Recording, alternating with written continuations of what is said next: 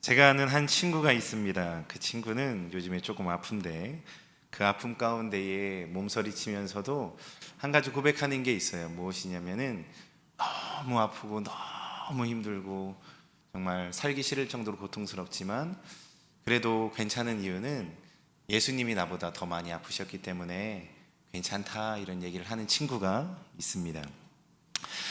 예수님은 죄인으로 죽을 수밖에 없는 우리를 위해서 십자가에 달려서 죽으셨죠.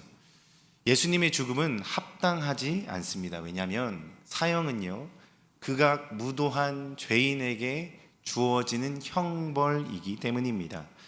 그런데 예수님은 죄 없이 그 형벌을 받으셨어요. 이렇게 마땅한 죄로 인해 죽어야 할 사람을 위해서 대신 죽는 사람은 없습니다.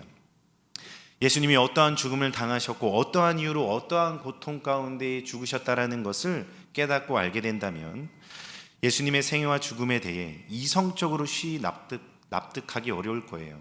아니, 저런 죄인을 위해서 왜 굳이 그렇게 죄 없이 사람이 죽어야 되는가? 그런 물음이 일반적인 사람들한테는 들 수밖에 없다는 것이죠.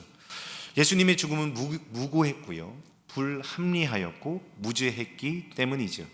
그런데 로마서 5장 6절에서 8절 말씀을 보니까 이렇게 말씀해 줘요. 우리가 아직 연약할 때의 기약대로 그리스도께서 경건하지 않은 자를 위하여 죽으셨도다. 의인을 위하여 죽는 자가 쉽지 않고 선인을 위하여 용감히 죽는 자가 혹 있거니와 우리가 아직 죄인 되어 있을 때에 그리스도께서 우리를 위하여 죽으심으로 하나님께서 우리에 대한 자기의 사랑을 확증하셨느니라 라고 말씀해 주고 있습니다. 예수님은 우리가 연약할 때에, 죄인 되었을 때에, 죄의 자리에 있으면서도 좌우를 분간하지 못할 때에 우리를 위해 죽으셨다는 말씀입니다. 이것을 통해서 하나님께서는 내가 너희를 이렇게 사랑해, 내가 너희를 이만큼이나 사랑하고 아무것도 너희는 모르고 깨닫지도 못하지만 내가 제일 소중하고 그 무엇과도 바꿀 수 없는 독생자 나의 아들 예수를 너희에게 내어주었어 라고 말씀하시며 사랑을 확증하신 것입니다. 이러한 큰 고난과 고통을 당하시고 죽으신 예수님을 통해서 하나님의 사랑을 우리는 발견하게 되는 것이죠. 성도는요, 이 땅에서 하나님의 사랑을 힘입어 살아가는 자들입니다. 그 사랑은 예수 그리스도의 십자가의 여정을 기억하며 감사할 때에 참 평안으로 우리에게 주어집니다. 그런데 성경을 보니까 고난과 환난에 대해서 이야기를 많이 다루고 있어요. 또한 그러한 인물들을 많이 소개해 주고 있습니다. 그 대표적인 예가 욥입니다. 우리는 실패, 환난, 고통 이런 단어가 오면은 이게 나에게 딱 적용된다 싶으면은 어떤 마음이 드냐면은요, 두려움이 와요. 두려움이 임하겠죠. 그러나 하나님은 때로 우리에게 사망의 골짜기를 지나도록 허락하십니다. 그 이유는 그분의 지팡이와 막대기의 능력을 발견할 수 있는 다른 길이 없기 때문입니다. 하나님은 우리를 이용하려는 목적이 아니라 사랑과 은혜 안에 부르시기 위해 고난을 허락하실 때가 있다는 것이죠. 이 땅에서 우리가 분별할 수 있는 것보다 더 넓은 하나님의 목적, 하나님 나라의 목적이 있기 때문에 고통과 연약함을 통해 하나님은 모든 과정 안에서 우리를 부르시고 하나님의 곁으로 이끄십니다. 욥기에는 수많은 문제와 아이러니한 일들이 적혀 있습니다. 욥은 선량한 사람, 경건한 사람, 하나님께서 이 모든 것을 둘러봐도 욥과 같은 자가 없다라고 말한 존귀한 사람입니다. 그런데 그에게 온 인류 중에서 정말 그 사람보다 고통을 당하는 사람이 과연 누가 있을까라고 말할 정도로 욥은 고통을 당하고 있습니다. 무언가 맞지 않는 일이 일어나는 것 같은 일이 욥기에서는 일어나고 있죠. 죽음의 포로 수용소라는 책이 있습니다. 나치 시절에 수용소로 끌려가서 수많은 죽음의 위협을 뚫고 살아난 생존자가 쓴 책입니다. 이 책에는 무고한 죽음이 가득해요. 아우슈비츠 대학살을 경험한 그들에게 하나님을 믿으세요 라고 말한다면 그들에게는 어떻게 다가올까요? 하나님이 살아계십니까? 하나님은 우리와 함께 하시지 않았습니다. 이렇게 이야기할 수도 있을 것입니다. 세상에는 생각하는 것보다 불합리하고 이해할 수 없는 고난이나 재난, 죽음이 너무나도 많이 있습니다. 지진으로요, 태풍으로도요, 폭동과 분열로도요, 테러와 전쟁으로도 오늘날 수많은 사람들이 재난과 사람들의 욕심으로 인해서 죽음을 맞이하고 있습니다. 그럼 우리는 이럴 때 하나님을 어떻게 찾을 수 있나요? 하나님 다 이렇게 죽어가니까 하나님은 불의한 분이야. 하나님은 이것도 돌보시지 아니하고 하나님은 살아계시지 않아. 그렇게 여기면 되는 문제인가요? 아니라는 것이죠. 이 문제를 하나님께로 돌릴 수 없습니다. 근데 어떻게 보면은 하나님은 때로 변덕스러워 보이세요. 어떤 사람은 치료해 주시고 어떤 사람은 치유함을 받지 못하는 경우도 있습니다. 제가 이전 교회에서 4살 된 어린 아이였는데 그 아이에 대한 이야기를 들었어요. 근데 거기 갔을 때 작년에 그 아이가 이제 하나님 나라로 먼저 갔다라는 거예요. 이야기를 들어보니까 그 아이에게 그 백혈병이라는 병이 찾아왔습니다. 그래서 그 백혈병이 그 아이의 몸속에 있는 거예요. 그래서 교회에서 열심히 기도하고 그를 위해 눈물을 흘리면서 애써서 기도하고 기도해 주었어요. 소망을 품고요. 그런데 회복은 더디는 거예요. 근데 그 아이에게 이렇게 늘 항상 알려주고 진실에 대해서, 진리에 대해서 가르쳤어요. 너가 잠들어서 이 땅에서 자게 되면은 깨어나면 다시 하나님 나라에서 하나님과 함께 있게 돼. 그래서 너는 그곳으로 이사 가게 되고 그 좋은 나라에서 더 행복한 삶을 살 수 있어 라고 이 아이에게 잘 가르쳤어요. 그러니까 이 아이가 그것을 정말 있는 그대로, 정말 어린아이와 같이 있는 그대로 다 받아들이고 믿는다라는 거예요. 그래서 그 앞에서 이야기할 때도 저는 죽어도 하나님 나라가 이렇게 순수하게 고백하는 그 어린아이의 고백이 있었다라는 것을 보게 되었습니다. 하나님께서는 이 천사와 같은 아이를 빨리 곁에 두고 싶었는지 모릅니다. 우리는 하나님의 뜻을 다 알 수 없을 때가 너무나도 많이 있고 우리가 하나님의 그 영역을 우리 인간의 지혜로 깨닫지 못할 때가 많이 있습니다. 나치 시절에도요, 가스실에서 수백만 명이 죽어가는데도 하나님은 어떠한 도움도 어떠한 조치도 취하지 않는 것 같은 그러한 상황이 취해진다라는 것이죠. 그리고 욥은요, 당시에 최고의 고난을 당한 인물이에요. 정결하였고 깨어 있었고 하나님 앞에 순전하게 살았지만 이 아이러니한 상황을 욥도 그대로 당하고 있는 사람입니다.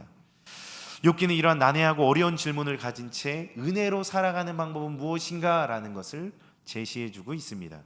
오늘 말씀을 통해서요, 살펴보면서 고난과 환난 가운데에 어떠한 사람들이 은혜를 누리는지 나누면서 우리 모두 그 은혜의 자리로 나아가시는 성도님들이 되시기를 예수님의 이름으로 축복합니다.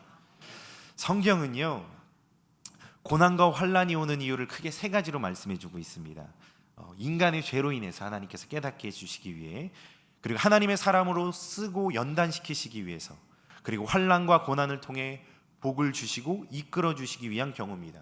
이게 아니라면은 그냥 내버려 둔다면은 하나님께서 그를 그냥 버려두고 그를 지옥의 자녀로 이미 확정하신 경우는 그를 그냥 내버려는 경우도 있다라는 것이죠. 이스라엘의 초대 왕이 있어요. 누구죠?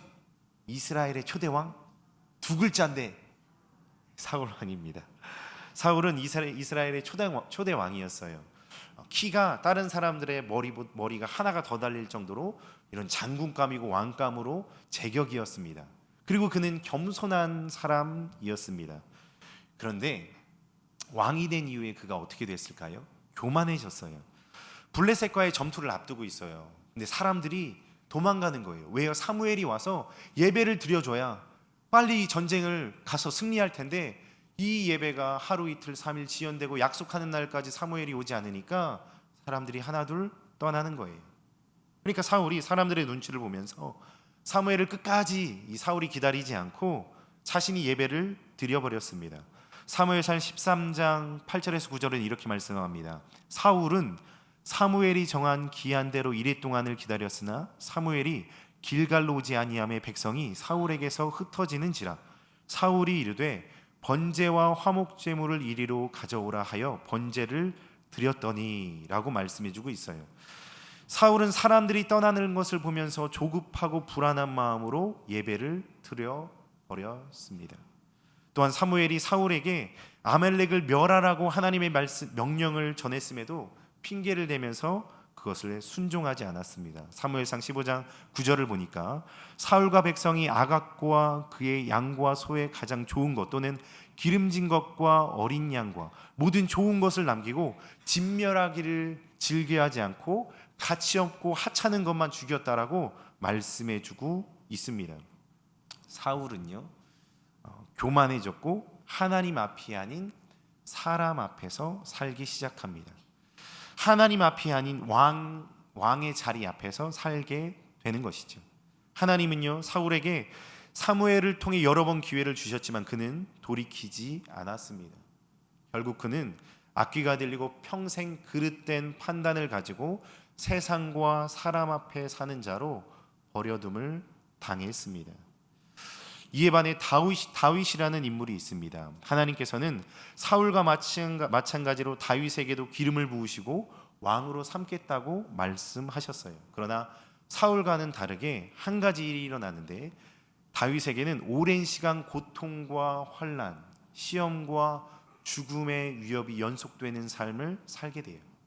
다윗은 늘 선을 행했고요. 사울 왕의 영적 문제까지 케어를 해줬습니다. 그리고 이를 넘어서 나라의 장수로서 큰 업적을 쌓은 획을 그은 인물입니다. 그런데 그는요 도망자의 삶, 살해 위협, 다른 나라의 망명, 고통스러운 세월을 10여 년이나 보냈어요. 아이러니하죠. 사울은 하나님 앞에 불순종했지만 왕을 계속 유지하고 있습니다. 같은 시간에 다윗도 하나님께서 기름 부음 받고 왕으로 내가 너를 세워주겠다 하지만 이 선량한 다윗은 고통을 받고 있어요. 동시간대예요. 뭔가 맞지 않는 일이 일어나고 있는 것이에요.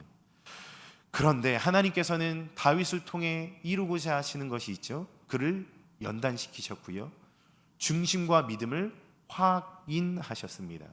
그래서 그는 다윗의 족보를 통해 메시아 그리스도께서 오시는 감당할 수 없는 축복을 받게 된 것입니다.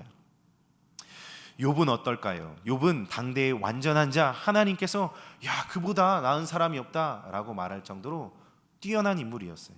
그런데 한 날에 어떠한 일이 일어나죠? 자녀들이 다 죽고요. 말도 안 되는 일로 인해서 자녀들이 다 죽고 가축과 토지 소산을 다 잃어버립니다. 하나님이 하셨다라고밖에 말할 수 없을 정도의 고난이 그에게 닥쳐버렸어요. 천재지변이 그에게만 일어난 사건이 발생합니다.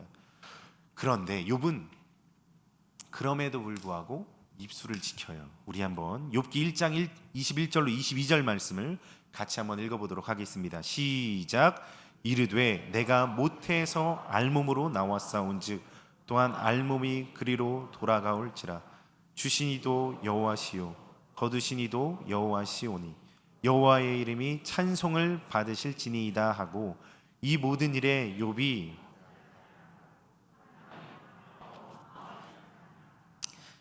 모든 일에 범죄하지 않습니다. 하나님을 향해서 원망하지 않고 입술을 지켰어요. 근데 이게 시간이 자꾸 길어지고 친구들이 와서 네가 잘못했으니까 이런 일을 당하는 거야, 이런 인과응보적 관점으로 자꾸 욥을 공격하니까 나는 흠이 없어, 하나님께서 나를 하셔, 나는 흠이 없어, 이렇게 변호하기 시작하고요. 더 나아가 가중되는 고통으로 인해서 낙심에 빠져요. 욥은 절망에 빠지고요, 우울증이 오고요, 불행과 불안의 연속이 그에게 시작되었습니다. 마음과 생각을 덮는 깊은 어둠, 인간의 무가치함, 절망에 대한 인식, 불면증, 식욕상실, 무기력증, 동기결여, 끊임없이 이어지는 통제불능한 눈물, 죽음으로 벗어나고자 하는 갈망이 그의 마음과 생각을 뒤덮어버렸습니다. 그런데 그 상황에서도 친구들은 인과응보 관점으로 계속 그가 잘못했다, 너가 회개해야 된다, 너가 잘못했으니까 이런 일이 일어나는 거지 라고 공격할 뿐입니다. 결국에는요, 욥은 어떠한 고백을 하냐면요, 하나님께서 나를 치셔서 인간의 소망을 끊으셨다, 이런 분으로 고백하기 시작해요. 14장 19절 말씀을 보니까 물은 돌을 닳게 하고 넘치는 물은 땅의 티끌을 씻어버리나이다. 이와 같이 주께서는 사람의 희망을 끊으시나이다 라고 말하며 하나님이 나의 소망을 다 끊어버리셨어 이야기합니다. 이것에 이어서 욥이 원망과 불평을 쏟아내요. 제가 16장 7절로 11절 말씀을 천천히 읽어드릴게요. 욥이 한 이야기입니다. 주님께서 나를 기진맥진하게 하시고 내가 거느리고 있던 자식들을 죽이셨습니다. 주님께서 나를 체포하시고 주님께서 내 적이 되셨습니다. 내게 있는 것이라고는 피골이 상접한 앙상한 모습뿐입니다. 이것이 바로 주님께서 나를 치신 증거입니다. 사람들은 피골이 상접한 내 모습을 보고 내가 지은 죄로 내가 벌을 받았다고 합니다. 주님께서 내게 분노하시고 나를 미워하시며 내게 일을 가시며 내 원수가 되셔서 살기찬 눈초리로 나를 노려보시니 사람들도 나를 경멸하는구나, 욕하며 뺨을 치는구나, 모두 한패가 되어 내게 달려드는구나. 하나님이 나를 범법자에게 넘겨버리시며 나를 악한 자의 손아귀에 내맡기셨다라고 고백해요. 또요, 이 욥이 죽음을 고대해요. 나를 하나님께서 죽여주셨으면 좋겠다. 내 유일한 희망이 죽은 자들의 세계로 가는 것이다. 나는 무덤을 내 아버지라고 부르겠다 라고 말하면서 죽었으면 좋겠다. 울부짖습니다. 인내가 바닥났습니다. 하나님께 버림받은 느낌을 계속 받습니다. 그러면서 마지막에 나는 이런 고통을 당하고 이렇게 버림을 받지만 나는 그래도 정결해, 이렇게 이야기를 해요. 욥기 31장 이하를 보니까 내가 한 이 변명을 들어줄 사람이 없을까? 맹세코 나는 사실대로만 말하였다. 이제는 전능하신 분께서 말씀하신 대답을 듣고 싶다. 내 원수가 나를 고발하면서 뭐라고 말하였지? 내가 저지른 죄가를 기록한 소송장이라도 있어서 내가 읽어 볼 수만 있다면 나는 그것을 자랑스럽게 어깨에 메고 다니고 그것을 왕관처럼 머리에 얹고 다니겠다. 나는 내가 모든 일을 그분께 낱낱이 말씀드리고 나서 그분 앞에 떳떳이 서겠다라고 욥은 말합니다.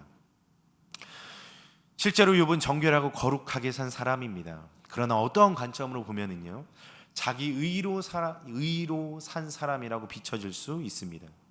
욥은요, 입술을 지킨 사람입니다. 그러나 그의 입술은 결국 자기의 정결함, 죽음의 고백을 넘어서 하나님을 향한 원망과 불편을 쏟아낸 입술이 되어 버렸습니다. 하나님께서 욥에게 나타나셔서 이것을 말씀하시죠. 본문과 같이 무지한 말로 생각을 어둡게 하는 자가 누구냐라고 하나님께서 욥에게 나타나셔서 말씀하십니다. 어떻게 보면은요, 욥이 의로운 것이 아니라 친구들이 더 의로워 보일 수 있는 대목입니다. 친구들이 그냥 다윗에게 하나님께서 네가 잘못했으니까 너를 벌하시는 거야, 이 말만 했기 때문이에요. 다윗은 의로웠을까요? 현 시대의 법을 놓고 보면 다윗은 이 사회의 구성원으로서 불합당한 사람입니다. 감옥에 있어야 될 수밖에 없는 사람이에요. 밧세바에게 마음을 뺏겨서 충신 우리아 장군을 계획살인했어요. 오히려 사울은 다윗을 죽이려고 했지만 살인 미수에 그쳤습니다. 그런데 하나님은요, 사울을 버리셨고요, 다윗에게는 하나님의 마음에 합한 자라고 말씀을 하셨습니다. 하나님께서는 욥의 친구들에게는 내 종 욥의 말 같이 옳지 못하다라고 말씀하셨어요. 자, 다시 돌아가면은요, 다윗을 하나님께서는 받으셨는데 다윗은 죄를 사울보다 더 큰 죄를 지었어요. 욥은요, 하나님께서 받으셨는데 친구들보다 하나님 앞에 더 큰 원망과 불평을 쏟아냈습니다. 무엇인가 아이러니하죠. 뭐가 다를까요? 어떠한 차이가 있어서 하나님께서는 왜 이 차별적인 모습을 보여주시는 걸까요? 한 사람에게는 내 마음에 합한 자야. 근데 그는 살인마고요, 계획살인을 했고요, 계획살인하고 그의 아내를 빼앗았어요. 사울은 버려둠을 당했어요. 그런데 그는 사회적으로는 볼 때는 살인 미수에 그칠 수는 있었어도 살인까지는 하지 않은 사람이, 뭔가 이상한 일이 펼쳐지고 있습니다. 하나님은 그냥 내가 택한 사람에게만 무한한 사랑으로 대해주시는 분일까요? 아니면 다른 사람들은 어떻게 살든 내가 택한 사람만 난 사랑할 거야 하는 그러한 편협한 분이 바로 하나님이실까요? 아니라는 겁니다. 다윗과 사울, 욥과 친구들에게 있어서 결정적인 차이 하나가 있습니다. 바로 사울과 욥의 친구들은요, 하나님 앞이 아니라 사람과 세상 앞에서 살았어요. 그런데 다윗과 욥은 세상과 사람 앞에 대하여 살지 않고 하나님 앞에 대해 살았습니다. 불평을 해도요, 원망을 쏟아내도요, 죄를 범해도요, 누군가를 저주하고요, 하나님 앞에 토로하고요, 이 모든 상황 안에서 욥과 다윗의 공통점이 있는데요, 하나님 앞에 토로했어요. 하나님, 저 사람 죽여주세요, 천대가 망하게 해주세요, 이런 말을 할 정도. 저주와 불평과 원망과 모든 것이 어디로 향해 있어요? 하나님 앞에서, 주님 앞에 토로하는 삶을 살았다라는 거예요. 사울은 어떻게 했죠? 내 왕권이 위협돼? 내가 쟤를 죽여버려야겠다, 그렇게 했어요. 친구들은 이 욥에 대해서만, 이 사람에 대해서만 이야기하고 많은 것을 보게 됩니다. 히브리서 4장 15절과 16절에는 이렇게 말씀합니다. 우리에게 있는 대제사장은 우리의 연약함을 동정하지 못하실 이가 아니요 모든 일에 우리와 똑같이 시험을 받으신 이로되 죄는 없으시느니라. 그러므로 우리는 긍휼하심을 받고 때를 따라 돕는 은혜를 얻기 위하여 우리가 해야 될 게 있는데 은혜의 보좌 앞에 담대히 나아갈 것이니라. 할렐루야. 예수님은 우리의 연약함을 아세요. 우리와 같이 똑같이 시험을 받으셔서 모든 것을 경험하셨고 체휼하셨습니다. 우리와 같이 시험을 받으셨기 때문에 우리의 모든 것을 아신다라고 말씀해주고 있다라는 것이에요. 그렇기에 우리를 긍휼히 여기시는 것, 너가 정말 내가 어떻게든 도와주고 싶다, 불쌍하다, 긍휼히 여긴다라는 마음과 돕는 은혜, 이것을 얻기 위해서 우리가 해야 될 한 가지를 제시해주고 있는데 은혜의 보좌 앞에 담대히 나아가라 라고 말씀해주고 있습니다. 사랑하는 성도님들, 은혜의 보좌 앞에 담대히 나아가고 계신가요? 아니면 사람 앞에 서서 사람에게 화와 분노와 불평과 불만과 원망을 쏟아내고 계신가요? 하나님께서 이끄시는 사람, 하나님 마음에 합한 사람, 하나님께서 이와 같은 사람이 없다라고 말하는 사람들의 특징은 생각보다 다른 것에 있지 않았습니다. 너무나도 늘 항상 어떠한 상황에서도 그가 의롭고 깨끗하고 존귀하고 입술을 지키고 삶을 지키고 그게 아니었다라는 거예요. 단지 어떠한 상황에서도 불평도 나오고 원망도 나오고 고통도 오고 두려움도 오고 아픔도 오고 슬픔도 오지만 그 자리 그곳에서 하나님을 바라보며 하나님, 하나님, 하나님, 하나님, 하나님, 하나님, 그 자리에서 하나님을 찾은 사람들입니다. 욥의 친구들은 욥 앞에서만, 사울은 세상과 사람들 앞에서만, 왕권 앞에서만 살았습니다. 우리는 하나님 앞에서 사는 자 되시기를 예수 그리스도의 이름으로 축복합니다. 로마서 5장에는 우리에게 주어지는 환난에 따른 열매에 대해서 이렇게 말씀합니다. 다만 이뿐 아니라 우리가 환난 중에도 즐거워하는 이는 환난은 인내를, 인내는 연단을, 연단은 소망을 이루는 줄 알미로다. 소망이 우리를 부끄럽게 하지 아니함은 우리에게 주신 성령으로 말미암아 하나님의 사랑이 우리 마음에 부은 바 됨이니. 할렐루야. 결국 이 모든 일들을 통해서 이루어지는 것 한 가지가 무엇일까요? 하나님, 하나님, 하나님 할 때에 주님의 사랑을 우리에게 부어주실 줄 믿으시기를 바랍니다. 죽음의 골짜기, 사망의 음침한 골짜기를 다닐 때에 그 길을 하나님께서 허락하셨을지라도 하나님께서는 내가 너의 왕이고 내가 너의 주인이고 내가 너의 아버지고 내가 너를 그럼에도 지켜주고 너를 사랑하고 있어를 알려주시기 위해서, 또한 그 이후에 더 큰 은혜와 은혜를 주시기 위해서 그것을 허락하신 줄 믿으시기를 바랍니다. 욥이 받은 복이 무엇입니까? 소유의 갑절이 그에게 받은 진정한 복인가요? 아니에요. 욥은 귀한 신앙인이었지만요, 그에게 한 가지 문제점이 있었던 것 같아요. 하나님이 보시기에요. 욥이 화를 당한 후에 이러한 고백을 해요. 입술을 지켰던 그 욥이 똑같이 하는 말이에요. 욥기 3장 25절 말씀을 보니까 이렇게 그가 고백을 해요. 마침내 그렇게도 두려워하던 일이 밀어닥치고 그렇게도 무서워하던 일이 다가오고야 말았다.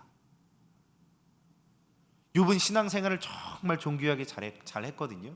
근데 이 고백을 보면 하나님이 보시기에 욥에게 두려움이 있었구나.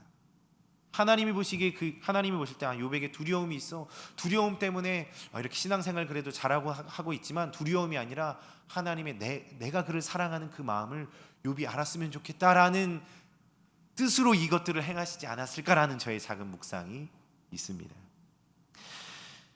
하나님께서는 욥에게 직접 임하시고 찾아와 주셨어요. 욥은 환난과 고통 중에 하나님의 임재를 경험하고 이러한 고백으로 변화된 고백을 합니다. 욥기 42장 5절에요. 내가 주께 대하여 귀로 듣기만 하였사오나 이제는 눈으로 주를 배움나이다. 하나님을 대하는 그 마음과 그 관점과 그 대하는 관계가 완전히 변화되어진 것입니다. 욥은 하나님을 향한 진정한 믿음의 소유자가 되었습니다. 이것이 진정한 복인 줄 믿습니다. 우리는 이 세상에서요 이러한 저러한 것을 구하고 바라지만은요 결국 우리에게 영원한 것은 하나님의 임재 가운데 누려지는 믿음이고 구원입니다. 하나님은 우리에게 감당할 수 있는 시험만 주신다라고 분명히 말씀해 주셨습니다. 고린도전서 10장 13절의 말씀을 보니까요 여러분은 사람이 흔히 겪는 시련밖에 다른 시련을 당한 적이 없습니다. 하나님은 신실하십니다. 여러분이 감당할 수 있는 능력 이상으로 시련을 겪는 것을 하나님은 허락하지 않으십니다.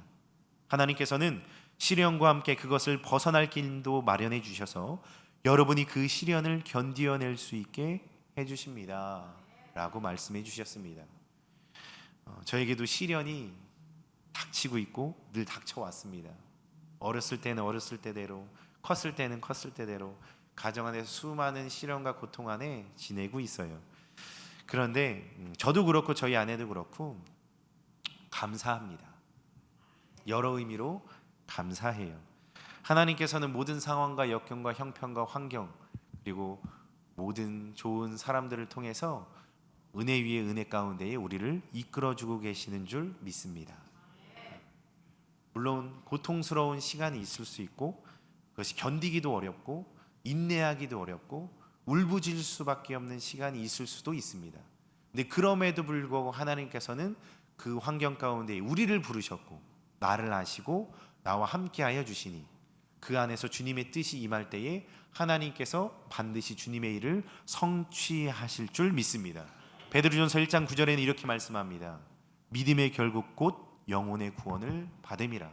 고난과 환난 인내 가운데에 우리가 주님을 바라보고 하나님 나라를 소망하여 믿음 가운데 굳건해진다면 이것보다 더 존귀한 복과 은혜는 없는 줄 믿습니다. 하나님께서는요 감당할 수 있을 만큼의 시험을 우리에게 주시는 분이십니다. 또한 감당할 수 있을 만큼만 시련을 허락하십니다. 이는 시련을 통해서 연단시키셔서 더 큰 은혜의 자리로 하나님의 곁으로 초청하시기 위함입니다.